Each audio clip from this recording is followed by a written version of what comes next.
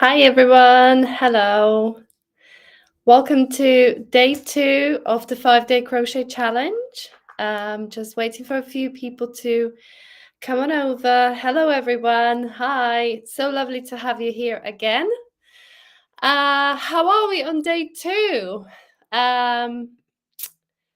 Say hello to me in the comments. Let me know who's here. Let me know who's joining me. Hello everyone. Day 2 of the 5-day crochet challenge. We've been talking about materials. So materials, it's a huge topic, one that we can talk about forever and ever, and especially about yarn, right? Even if it's just a friendly chat over cup of tea or coffee, we can talk about yarn forever and forever because the amount of fibers and colors and everything is just amazing. So hi everyone, I'm so happy that you have made the time, you have taken the time out of your day to come and join me on this live. And Julia's here. Hi Julia, so lovely to see your name pop up in the chat section. And we've got Christy here. Good morning from USA. Good morning to USA from cloudy, rainy UK again. But sat facing the window for a bit of natural light. So yesterday was lovely and sunny in UK, and it was getting a little bit hot sat up against the window yesterday. So but we've got a cloud cover today, so hopefully I won't get too hot doing the live today. So, what did we think about today's lesson? We've been talking about yarn, of course. So, I showed you a few tips and tricks that you can hide up your sleeves when it comes to substituting yarn. We've been looking at the different information that you find on the yarn label that is super important to truly understand, because I have to say, when I first started crocheting, I kind of picked up the ball of yarn and I totally ignored those numbers. Am I the only one? I totally ignored those numbers because I didn't understand them. I just had no idea what all those numbers meant, why those numbers were actually there, and how these numbers even help me, how I can use them in my journey in crocheting. But now that I understand those numbers, I actually get a little bit annoyed when the yarn label isn't as informative. I get a bit like, oh, why can't they just put all this information handy there so I can find it? But if your yarn ball band hasn't got the information that you need to substitute the yarn, then just go ahead and, as I said in a video, do a quick Google search. Just pop the name of the yarn into the Google search and you'll get loads of page results that will definitely tell you what you need to know about the yarn. Okay, so we've got a few more people popping in, and here we go. Christy, thanks for clarifying the yarn label and how to substitute yarns. You're very welcome. That's what we're here for. As I said in the video, it's not always possible to use the yarn that is originally used in a pattern for various reasons. Either, some people don't have that yarn available in their country, or although we do have kind of worldwide yarn delivery companies, let's be honest, the postage cost, all the customs charges, they do get a bit steep. So, if you have to pay all that on top of the yarn cost, it does get a little bit pricey. I get it.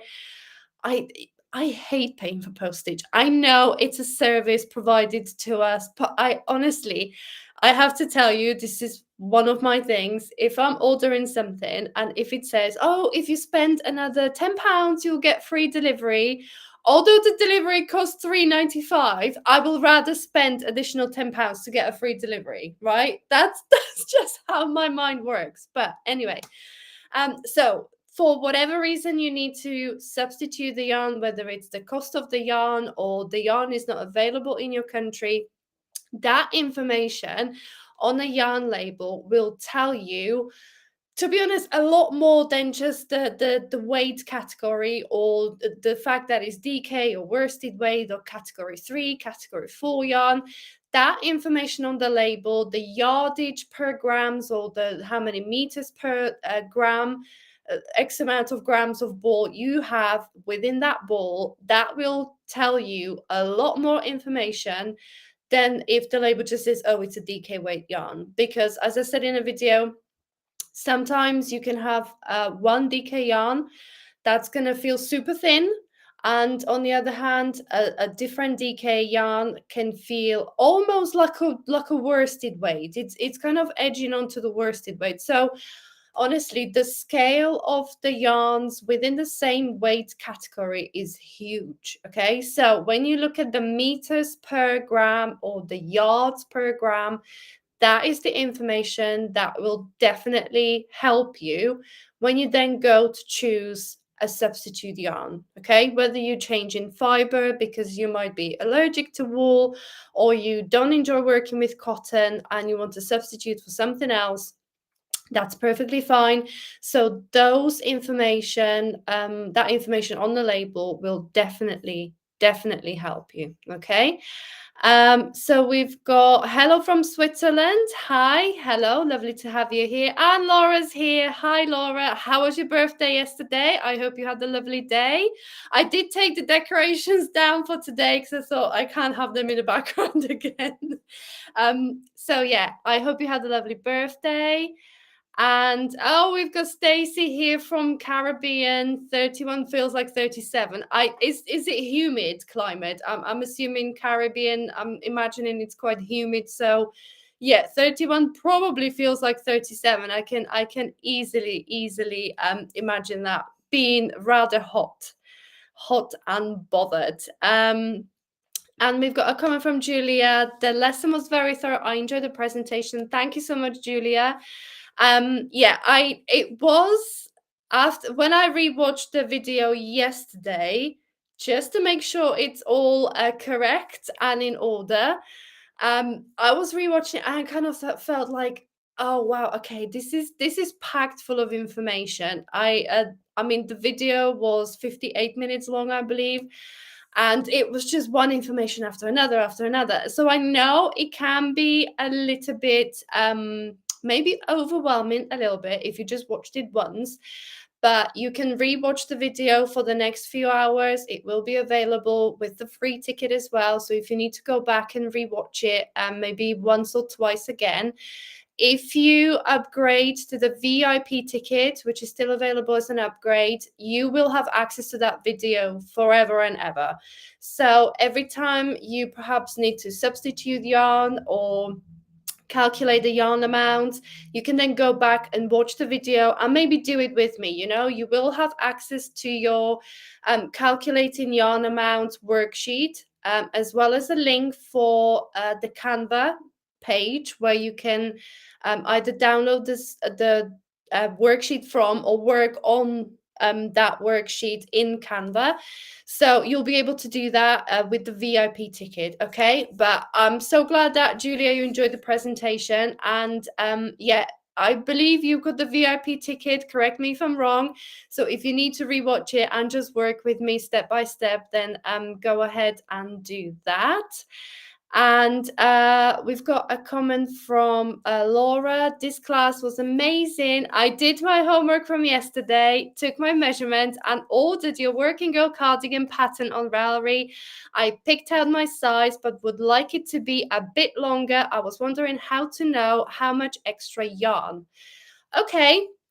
So this is basically like calculating your yarn amount, okay? So if you go back to the video, you can actually, when you make your gauge swatch, because you're obviously going to make a gauge swatch, Laura, you can then go ahead and use the calculating yarn amounts step by step.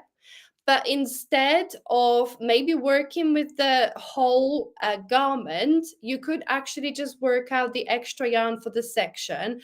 Or to make it slightly easier, if you look up the total length of the working girl cardigan that you have chosen the size. So as an example, say you chose size medium and the total length is 60 centimeters. I'm just throwing numbers off the top of my head.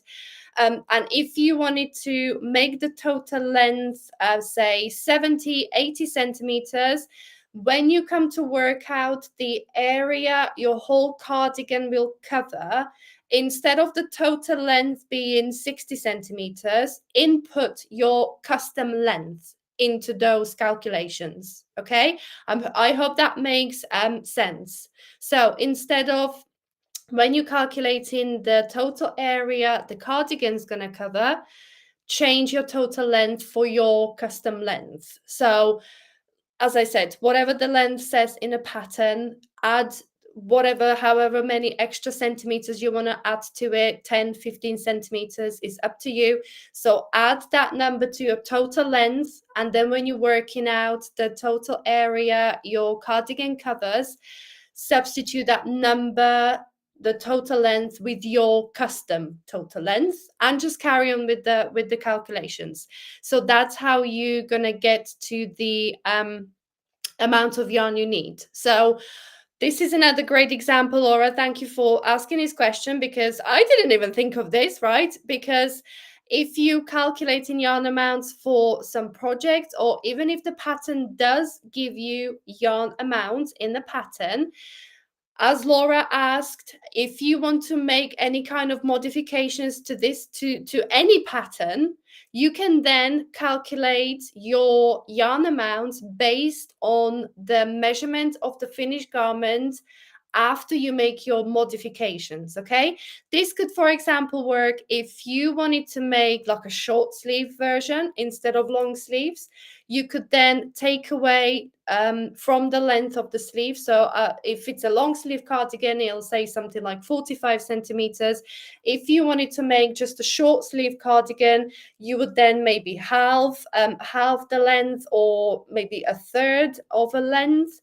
And you can then calculate the right amount of yarn for the modifications you want to make. Okay, or as an example, if you wanted to make something sleeveless, so it's just like a vest rather than a long sleeve cardigan or long sleeve sweater, you could then just calculate the yarn amount that will cover your main body, and perhaps actually save yourself a bit of money as well, because I'm assuming that for the sleeves you would probably need a couple of balls of yarn. So if you just wanted to make sleeveless sweater, like a sweater vest type of garment, or a cardigan without the sleeves that is just like a open front vest, you could take the yarn amounts for the sleeve off, and then, like I said, save yourself a bit of money and buy whatever, however much yarn you need, just for kind of like the sleeveless version. So that's another use for calculating yarn amounts.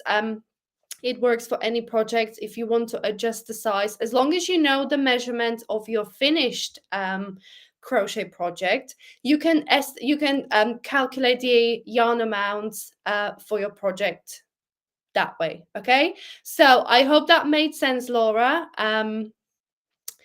And Laura had a beautiful day for her birthday. I'm so glad. And yes, Julia got the VIP. I did remember rightly. Thank you, Julia. That's amazing. Thank you for your support. And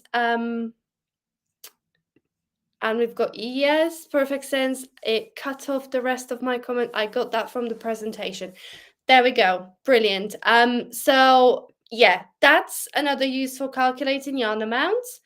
And the one story I wanted to share with you today, okay, is how I ran out of yarn.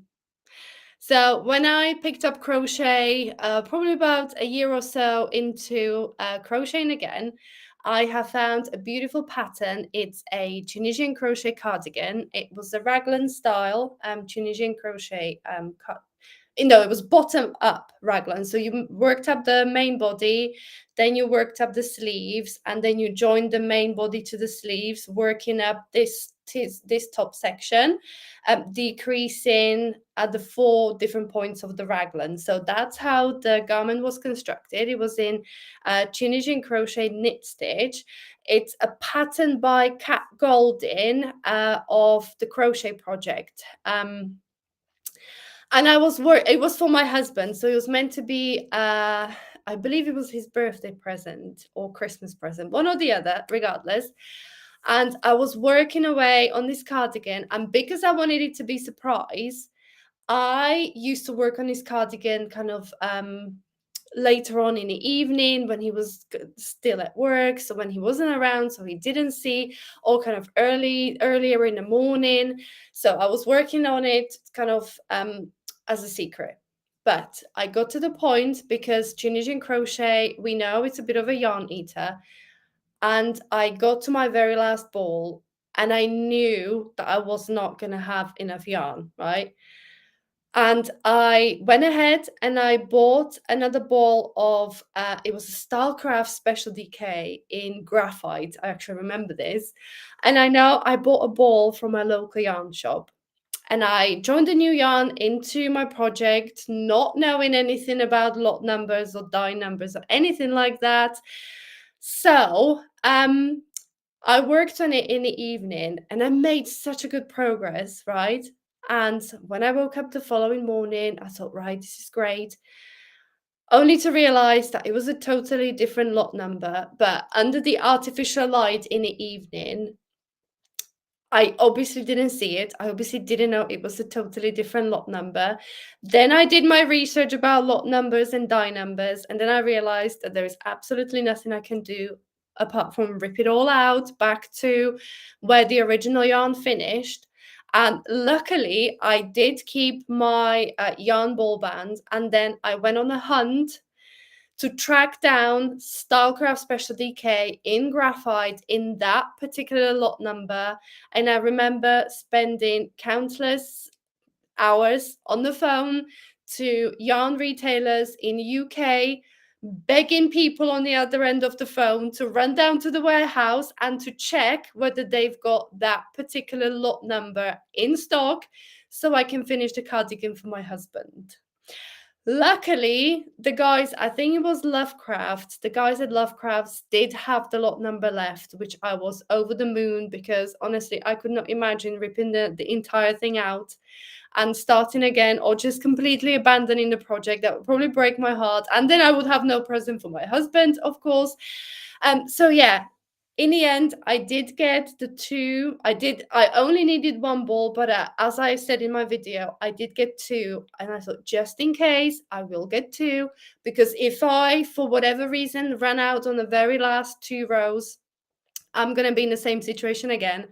So my best guesstimate was one ball, but I did get two just to be on the safe side. And honestly, guys, the two balls of yarn with the postage on top, it was a stinger. Okay, it was quite expensive just to get two balls of yarn delivered. But yeah, and anyway, I did finish the cardigan, and my husband wore it quite a lot, and he got a bit tired looking, and yeah, he no longer has it now, I can say. But it was a journey. That cardigan did take me on a journey, and I have learned quite a bit from that one. So yeah, always, always, always get an extra ball of yarn if you can. Honestly, I will always recommend an extra ball of yarn, even if you then if even if you don't use it, you can always stash it. You can always sell it on, or you can use it for smaller projects, like, matching hats and gloves or whatever you're going to use it for. But it's so much easier to get an extra ball of yarn than then actually having to track down um, yarn and the exact same lot number, because that's just the thing with lot numbers.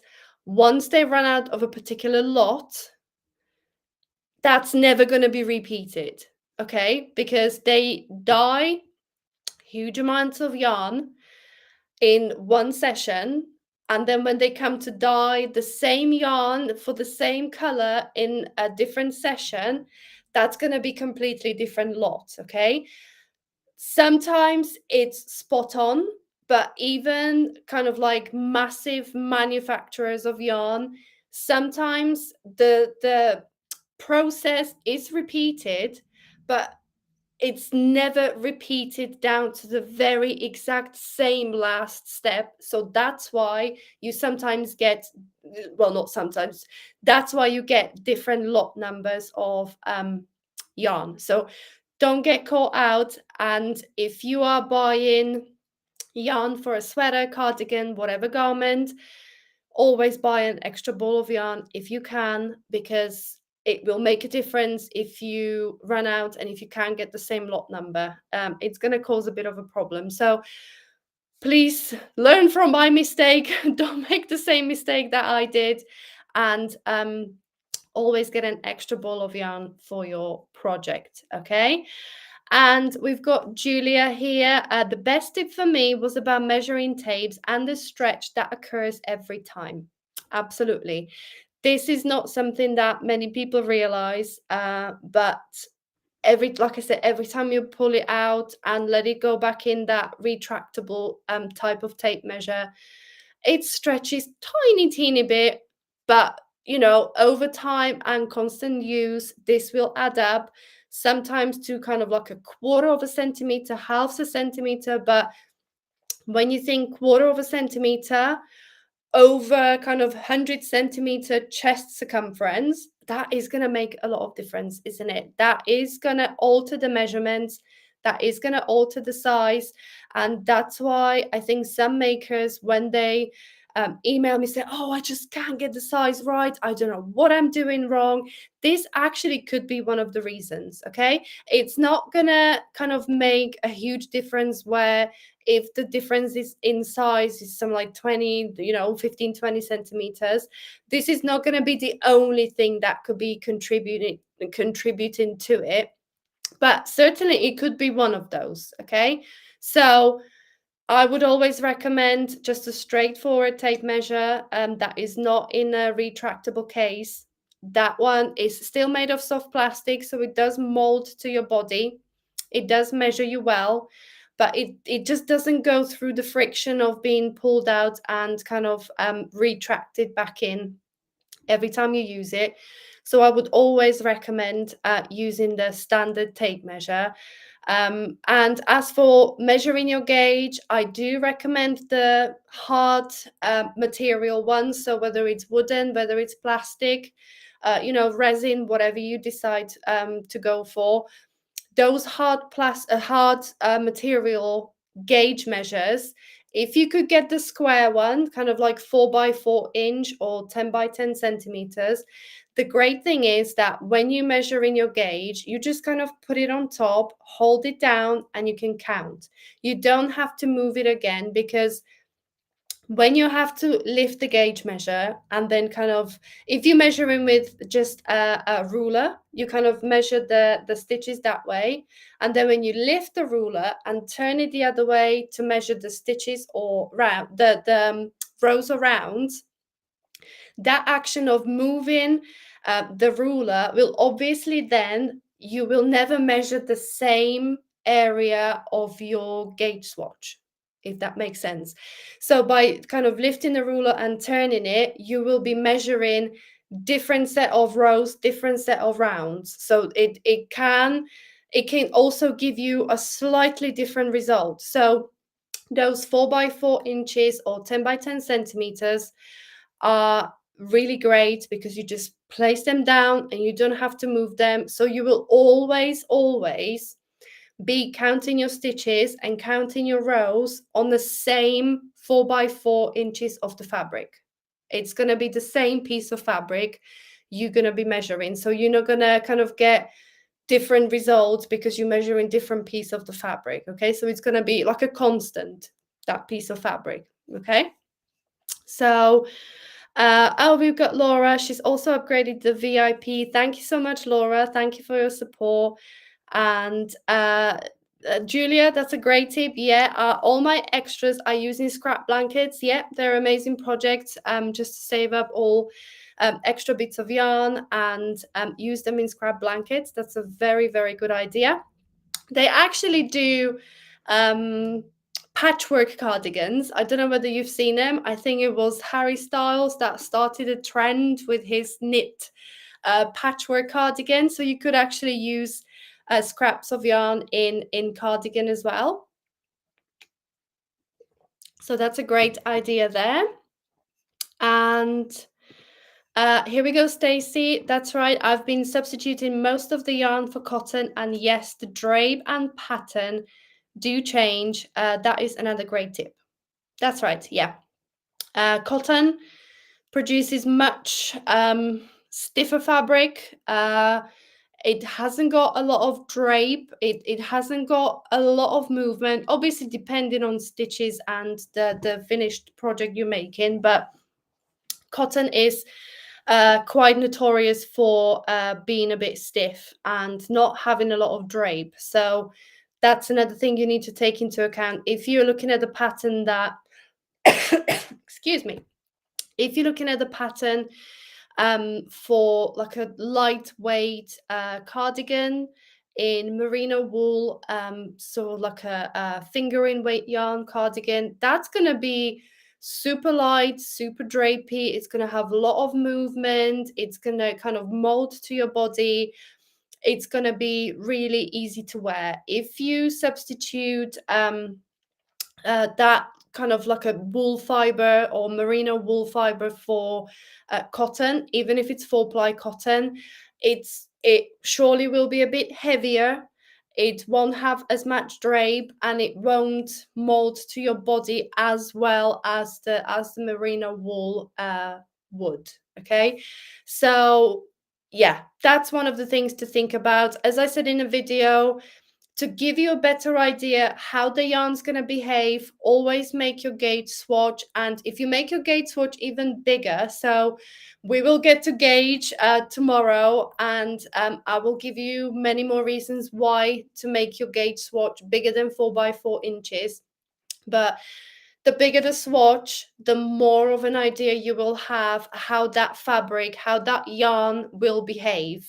So is it going to be soft enough? Is it going to be drapey enough? Is it going to kind of sit on your body nicely? Or is it going to be a bit boxy where it's going to kind of just stick off your shoulders a little bit? So that's a great way to have a feel for the yarn before you commit to a bigger project, before you commit to making a garment in that yarn. It's always great to give that a go with a gauge swatch and see how the yarn behaves. You could even, if you are feeling really adventurous, you could even pop your, if the yarn you want to use is, say, machine washable, because some of them are machine washables on like a cooler, shorter cycle, you could actually then pop your gauge swatch into the washing machine. Or if it's not machine washable, you can wash your gauge swatch by hand. You can hand wash your gauge swatch, and you will then have a better idea how that yarn is going to withstand washing when you make a whole garment out of it. Because I think there is nothing worse when you make a beautiful garment out of yarn and you wash it once and the whole thing is just ruined. Okay, so yes, there are beautiful yarns like mohair, like silk and cashmere and all those types of yarns. But although they are beautiful and soft to touch and maybe lovely to work with, when you then have the finished article, obviously the more you wear it, it will eventually need washing. So you want to use yarn that will withstand occasional wash, okay? I'm not saying to wash your crochet sweaters after one use or every day. That's totally, impossible to do that because whatever the yarn, even if it's machine washable yarn, with that frequent washing and cleaning, it would eventually get destroyed. So that's, as I said, you can wash your gauge swatch. You can pop it in a washing machine if the yarn is machine washable, or hand wash it, and that will give you a great idea of what the finished garment will look like after you wash it as well. So we've got a lot of anti-pilling yarns, so yarns that don't pill when you use them, so they don't create those annoying little bubbles on top of your garment when you wear it. So in the areas that kind of undergo a lot of friction, so say in your underarms or wherever you kind of have a bit of friction while you're wearing your garment, Naturally you will see some of those annoying little bobbles, but anti-pilling yarns are great for these types of garments, because they, not that they will never create those bubbles, but they have been made in such a process that they are kind of longer lasting, and they are made with those bubbles in mind, that they are anti-pilling, so they won't create those bubbles as easily as other yarns. I will not vouch for anti-pilling yarns never creating those annoying little bubbles, but they have been made with those little bubbles in mind, and whatever the process they make yarn, I'm not that technical, they kind of make them anti-pilling, so they don't bubble as easily. So this is another great thing with the gauge swatch. You can actually see whether the yarn will create those little annoying bubbles on your sweater, and then you can take all this information into account, how your garment is going to look when you substitute for whatever particular yarn. Okay. And Julia, I did not see that. That sounds like an excellent way to use leftover yarn. Yes, I'm pretty sure it's called Patchwork Cardigan. It was a knit pattern, but honestly, there's been loads of crochet versions. I've seen a few myself, so maybe give that a little Google, Patchwork Cardigan, and see what comes up, whether any of those patterns come up. It's basically just little, like a squares of yarn, but sometimes makers do them in kind of strips of yarn. So they just work up like a scarf, but they have like just leftover yarns and create little squares in strips rather than individual squares joined together. And once they have those long strips of yarn, like a scarf looking thing, made from different bits of leftover yarn, then they join it together, create obviously the armholes, and then the sleeves are created separately. So they are kind of funky, but it's a good way to use up leftovers. Even if you're not into that kind of a look, you can wear it around the house, you can, wear it for a dog walk or anything like that. It's always going to be handy to have another cardigan, of course. Here we go. And here is Laura. Regarding Yarnsub, I thought Stylecraft was not to be found here in US, but checked Yarnsub.com and found it on Lovecraft. Yes, Lovecraft does stock Stylecraft Special DK.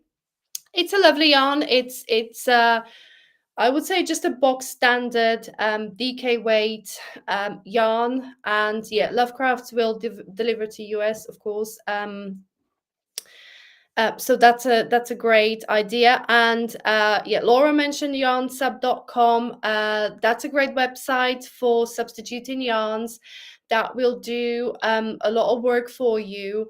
But I would encourage you to still kind of do your research, because yarnsub.com, so you go on that website, you put the name of the yarn in, and the website will come up with a list of yarns that is a suitable alternative. The reason I do this is because I would still encourage you to do your own research, okay? Because I've been stung a couple of times before by the website. It's a great website, but just do your research as well. Go over the video lesson that we just did today and think about the yardage, think about the meters per grams, have a look at that information, take yarn content into account as well, the fiber content, sorry. Take all that information into account. You can maybe start with yarnsub.com, take the list of yarns, maybe pick 2, 3, 4 yarns from the list of suggested yarns, and then go ahead and look at them closer. Look at the yardage, look at the meters per gram, and see what the yarn is all about. Check that all out. But it's a great starting point. That's for sure. And yes, Julia, it's similar to Granny Square's cardigans. Yes, they're another great way to use up leftover yarns. Granny Square cardigans. There are lots of different yarn combination, lots of different color combinations on Granny Square cardigans. They are great. And yes, Julia, that's right. Yarnsub is a good resource, but they're not able to list every single yarn, of course. And then you're running the risk of finding a perfect match and realizing it's not available in your country, or you can't get it delivered, or the delivery cost is huge. And then that's a lot of disappointment, and you have to start doing your research again anyway. So that's what I said. It's a very good place to start, but always, always, always go ahead and do your own research. Look at the yardage, look at the fiber content, and yeah, have a look at that. Yes, we'll still do the homework. That's right. So yeah, maybe that could be a homework for today. Talking about homework, so yesterday we were talking about the body measurement and choosing the right size of the pattern, using your body measurement worksheet that you have available within your dashboard, even with the free ticket. So today, perhaps if you have chosen a particular pattern that you want to work on in the near future, go ahead and have a look what yarn it uses, as well as actually going ahead and trying to find a suitable alternative. Okay, just try to use all those informations that we spoke about today, and perhaps go ahead and try and substitute the yarn. Okay, even if you are going to use the original yarn in a pattern. So I'm not saying you have to substitute. If you want to use the original, by all means use the original.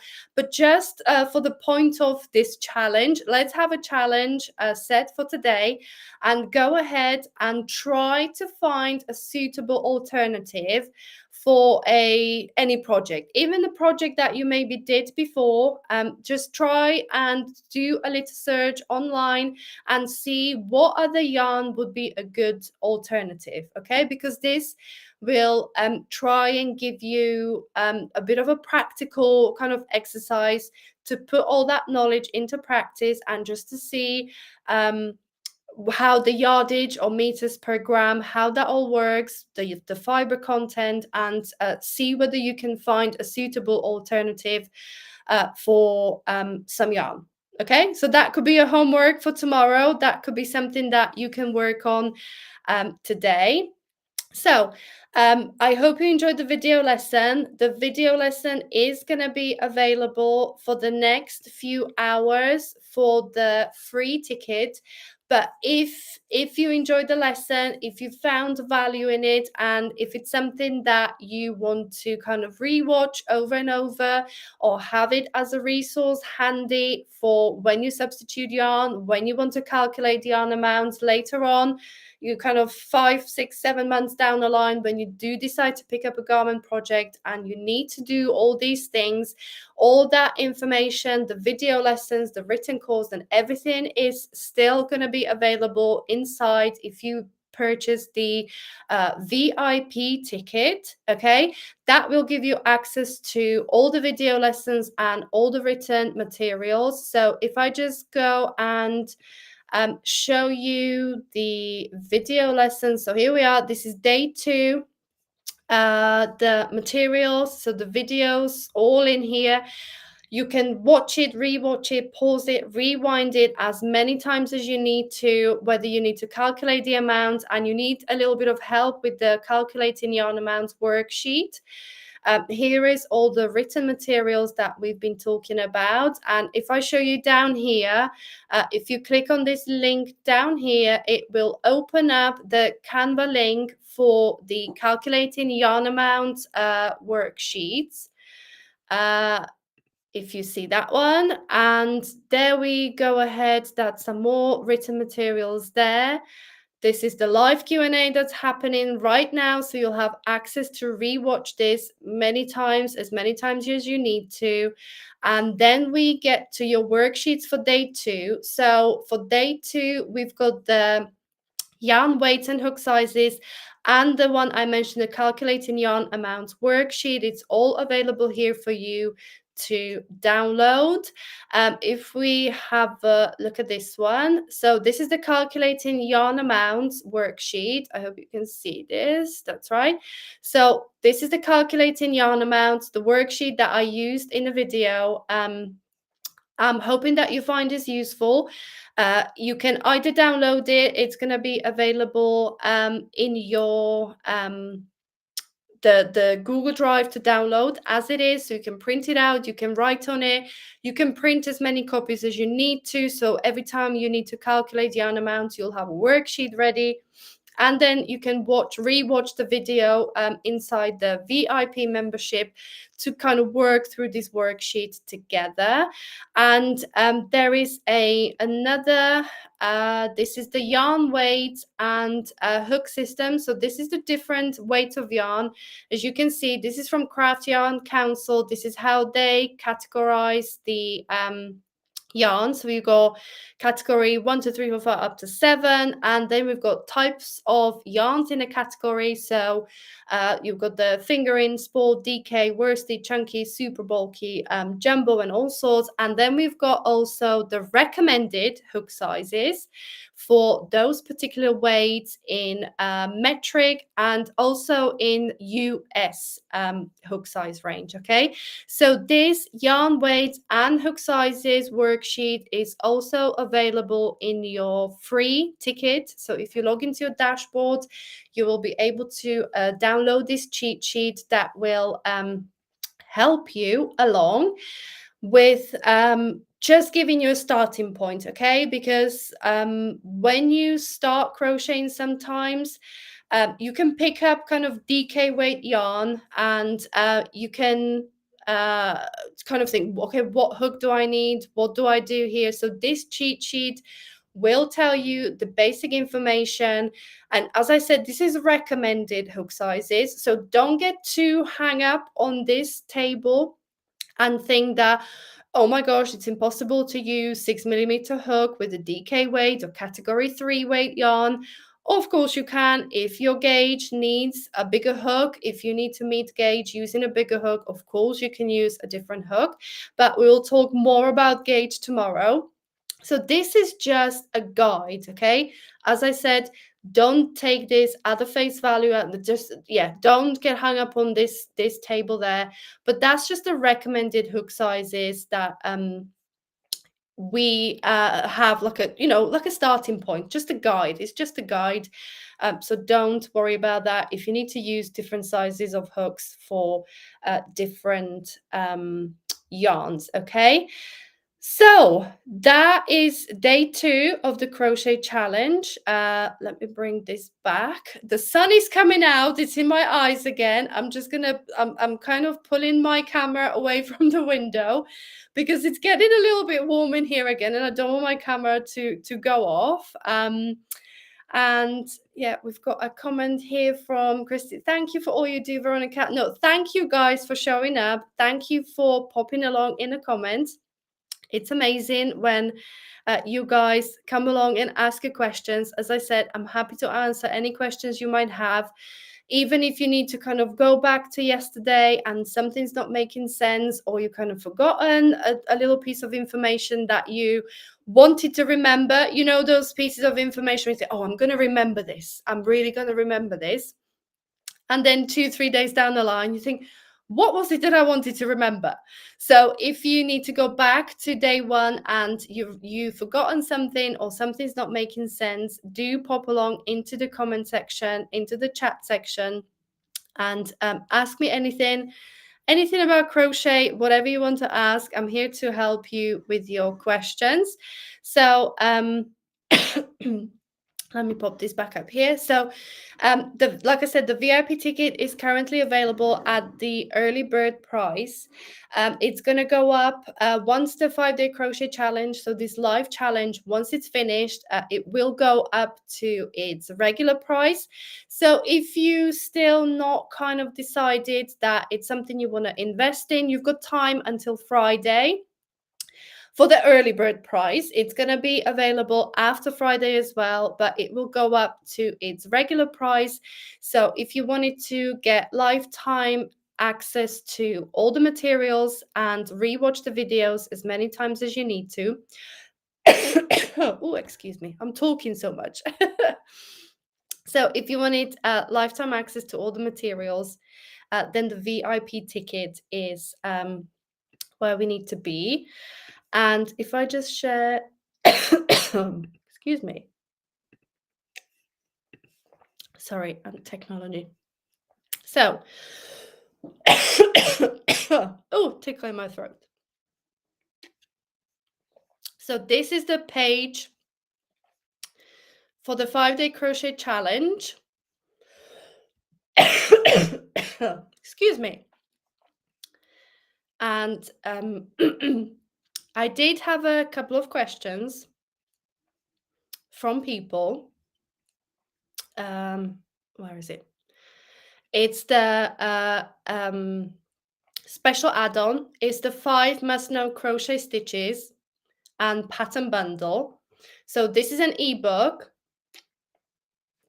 of 5 stitches, crochet stitches, that include written instructions as well as video tutorials, and then crochet patterns to go with those stitches. Okay, so I did have a question from a couple of people. It was a VIP upgrade that they wanted to add the ebook on, but they forgot to do that. Is there a way they can do it? So the way to do it is if you select the one-time payment of 0, so the free ticket, so you can book yourself a free ticket, and then you need to toggle this little toggle on here, and you can go down here and it will just charge you for the ebook add-on. Okay, so it's 5 must-know crochet stitches. So it's the single crochet bubble stitch, is the cross double crochet, there is a herringbone half double crochet, and I can't remember the other 2 even if I tried.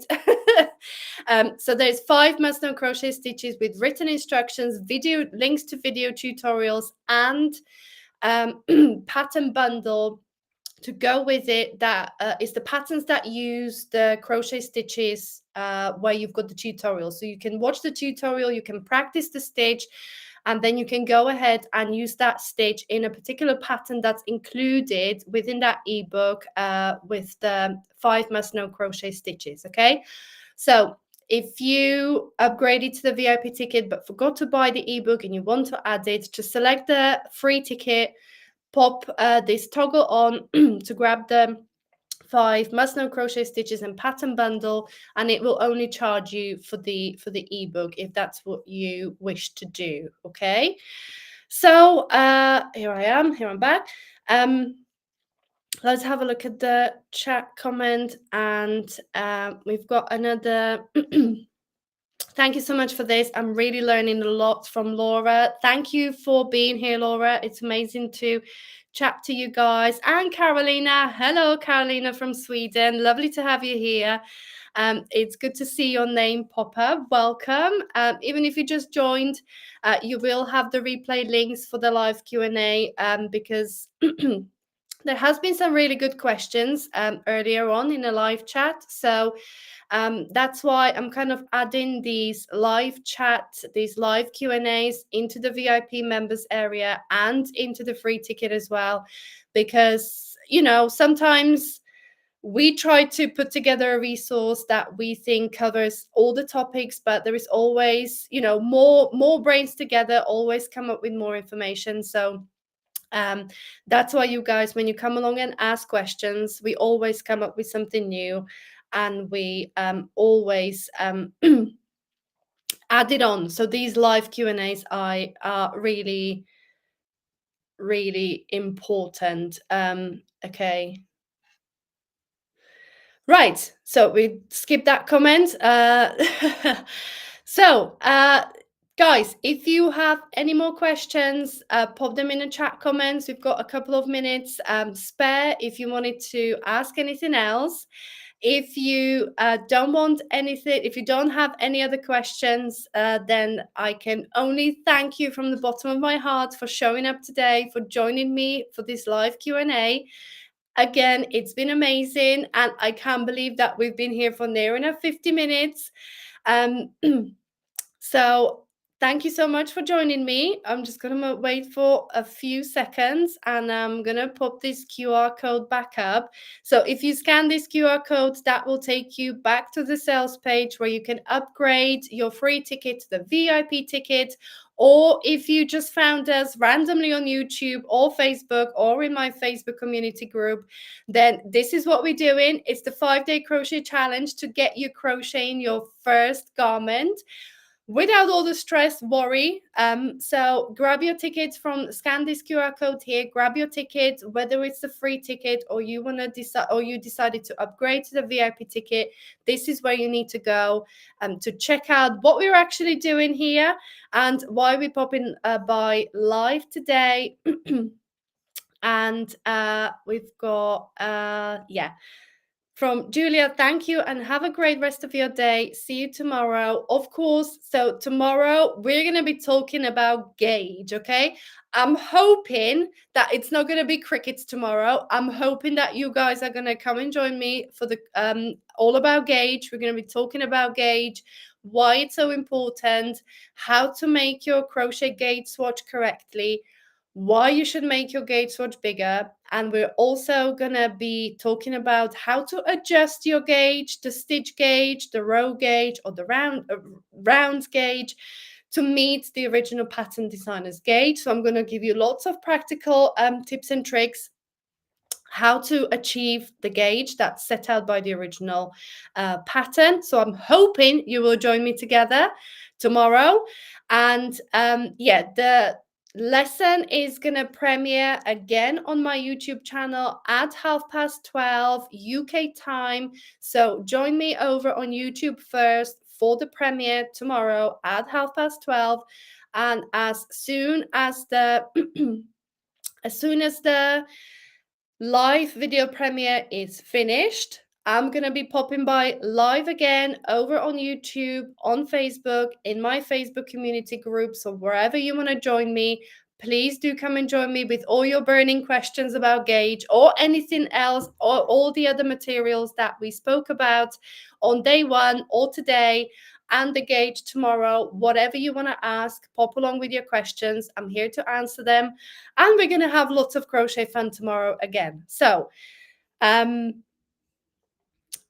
we've got, Julia's a fan of gauge swatching. Well done, Julia. Brilliant. You get a gold star, Julia, gold star student. And we've got, what time is it? EST. So I think EST is 5 hours behind. So not 12:30, but it would be 7:30 in the morning. Yes, it might be a little bit early for some people, but unfortunately, that's the best time I can come up with to work with the rest of my life, and somewhere there, somewhere to fit it in. So yeah, Laura, thank you for the confirmation. 7:30 a.m. in EST, 12:30 in BST, because we're still on British Summer Time currently. So join me tomorrow at 12:30 or 7:30 in the morning in EST. We'll be talking about gauge. Come along with your questions and we'll have lots of crochet fun tomorrow again. So thank you so much for joining me. Thank you for all your questions. Thank you for all the hellos. And I can't wait to see you all tomorrow. So